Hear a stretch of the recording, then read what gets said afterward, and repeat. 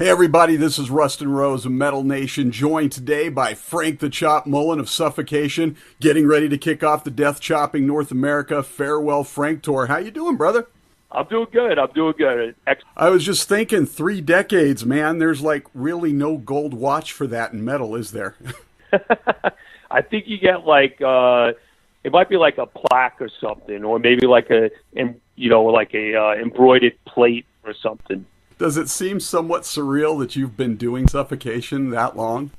Oh yeah. I mean, it's so crazy. Like I still feel like a kid. I still feel like I'm in my teens and early 20s. Anyway, but yeah, I mean, to think that I started this band when I was 18 years old, and now I'm 48, and yeah, I mean, I never would have thought that back then that this band was going to be, a 30-year career. It's kind of sad for the changing of the guard, but we all move forward and move on. But this is absolutely a sick tour lineup. What a way to bring it to a close. Thank you. Yeah. Well, I'm looking very forward to it. I mean, I'm gonna miss it too. This is not somewhere it's just like like I can't stand anymore. I mean, I'm gonna miss it. I'm gonna miss the fans. I love doing it for 30 years. It's definitely gonna be missed. But I'm okay with where I'm at. I'm definitely okay with the decision. It's not something I'm like regretting or thinking about like, should I not? So I'm definitely looking forward to the next chapter of my life. And to be clear, this is your final tour, retiring from the band, but Suffocation will continue without its Frank, so to speak, and you'll potentially do some side projects of your own you're talking about, maybe? Yeah. So the band's still going to continue on. So any of the new material that they write, Ricky will be doing vocals on it, and the band's still going to continue touring and stuff. And then, my thing is I definitely want to continue to do some music projects and things like that with guys I've met, in different bands and friends of mine from here and things like that. I'll get together, maybe write a song or two here, a song or two there, and just kind of keep putting things out. But I don't have to tour for it. I don't have to do anything like that. So I still want to be able to do that. And then I definitely want to push more into acting. Acting's always been like a passion and something I've always really wanted to try to do. And I definitely want to give it a go and see maybe I could do that for another 30 years. Is there a particular sort of genre of film that you lean more towards, or? I mean, I'll do anything. I'll do comedy. I'll do murder/flicks. I'll do action. I'll even do a drama, maybe even a love story. I don't know. Who knows where we'll go next, right? So, and who knows? Maybe we'll even see some cameos where you pop up on some other people's albums, because you have such a distinctive voice for the genre. Thank you. Yeah. I mean, and I've done that too. I've done some background works with bands like Suicide Silence, Burnt by the Car Bomb, things like that and everything. So, I mean, there's always that possibility too. So, I imagine creating a career-spanning set list that balances fan favorites with some unexpected deep cuts is not an easy task. No, definitely not. We're going through it now. There's some songs that we haven't played in a while that we'll bring those out. We'll play those. Yeah, we're looking for a pretty nice, chunky, meaty set. So I think everyone will be happy. Now, you've spent, as we said, 30 years doing so much for death metal and metal in general. You've accomplished your goals with Suffocation. You have other life commitments, other things you want to do, as you said. So rather than ask you for the 100th time now why this is the time to do this, let's take a look back a little bit at the journey, because you guys gave us, 8 incredible studio albums plus 2 EPs? Yep. Yeah, definitely. I want to, I feel like I can still do it.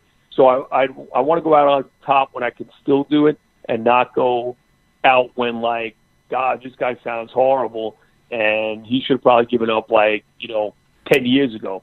I don't want that. It gets harder to do it, trying to sing like this, for 30 years. So I'm more like an old car engine now, instead of that new fuel injection, motor that's going on. So it takes me time to warm up. So I'm really going to, concentrate on keep my voice healthy and stuff on this tour. But yeah, that's pretty much where I'm at. I felt like I wanted I can still do it, so this is how I'm going to go out. No, and it's awesome. But if you would, because we were saying the journey, take us back and tell us your memories of, that Human Waste EP and the debut album, Effigy of the Forgotten from 91, because that's really where it all sort of started. It was a different period back then, and it was all sort of fresh and new. Right. Oh, yeah. I mean, so, we're 18 years old pretty much at this point, just wrapping up with high school. And at this point, like death metal's in its infancy. It's just starting out. Bands are really starting to establish themselves. And I just remember it being like the sickest music I ever heard. And I was like, that's what I want to do. Hearing bands like, Cannibal Corpse, Morbid Angel, Deicide, things like that. And again, back then it was everything being underground. Nowadays, obviously everything's, social media and in front of everyone. So YouTube and everything like that. I mean, you can see any band you want now. But back then, we were just kids. All I wanted to do was play brutal, heavy music. I remember my parents kind of just, looking at us like, what is this? And why do you want to do this? This isn't going to go anywhere. And through just pushing through it and putting our music out there, we started getting recognition from labels and things like that, because we put out the Reincarnation demo ourselves. My friend Jay, who had managed the band back then, he actually, him and his mom kind of like did all the tape recording, basically, with the 2-cassette dual beatbox thing you had there. Right. Basically putting it in, record, play, record, cutting out the individual, jackets themselves. And like, that's how we went about putting it together. When we were kids, it was basically him and his mom, and he was a kid too. He was younger than me. So we set it up that way, started putting it out there. Then we got the recognition. People started realizing, oh wow, what is this? And then that's when we got the call, from Relapse Records. He was just starting out. He expressed interest of, hey man, I really would love to do something with you guys. And that's how we were able to work out a deal with putting out the Human Waste EP. And that started gaining a lot of attention. And then I remember, like, when we were getting ready to sign with a label, that's when there were a few labels that were definitely, like, interested. First, it was, I believe, Central Media and Metal Blade were interested. And I think once Roadrunner saw that those two labels were interested, they kind of were like, wait a minute, what's going on here? Like, what's this band that, these labels are paying, attention to? And that's when Roadrunner, came pretty much asking. And, we signed with Roadrunner and did a 3-album deal with them. And, yeah, I mean, going to record down in Florida with Scott Burns, I mean, that was the most amazing thing. He was very well known at the Morris Sound Studios. Right. Pretty all the bands were going there then, and like it was a very big, heavy scene down there in Florida. Yeah, so I mean, we went down there, recorded Effigy, and it took off from there. And then it's just been it's been a crazy 30 years. Yeah, and you guys were really at the forefront of that scene and helped forge the sound and image that so many have come to emulate. At this point, what are 2 or 3 of your proudest moments over the years? Well, yeah, I mean, definitely the proudest moment is putting this band together and getting this band up and off the ground. I mean, to be able to do that, it was just absolutely amazing. And then, I mean, just being able to tour the world and see all the fans inside. I would have never been able to go to all these places in the world had it not been for Suffocation. And that's one of the things I appreciate most, is that our fans took to the music, enjoyed it, understood what we were doing, and then we got to go around and see them all over the world. I mean, there's no other feeling like that. And, just playing on stage and everything, I mean, those are the highest of my highs. You can't get any higher than that.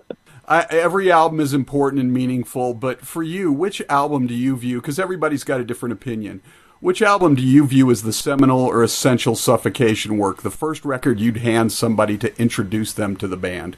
To me, it's a toss-up. I always like to go with Effigy because that was like the staple. Like that's the imprint of Suffocation. That's where it started. But I think one of the albums that you can really just listen to this and I think you grasp it right off the bat, is Pierce from Within. That's probably where I would have gone to, so I like that answer. We're on the same page. Yeah.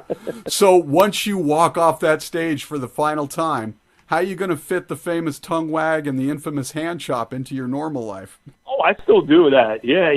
You know, I'll find many ways to do that. Maybe like while I'm flipping burgers in the backyard, around a hand chop, you know. I use the hand chop, maybe, you know, chopping up a salad or something like that. But no, yeah, I mean, that's not going to go anywhere. You know, I'll still incorporate that in my life moving forward. Nice. Frank, so, well, it's no gold watch, but all of us in the Metal Nation thank you for everything you've given us, and we hope that even though this leg of the journey is over, we still have more music coming, maybe some film from you in whatever form it takes next. Yeah, definitely. And definitely check out my Facebook page, Frank Mullen Official, and that's where you'll find out everything that I'm doing in my life going forward. Perfect. Be well, Frank. Have a great tour, and hope to see you out there. All right, take care.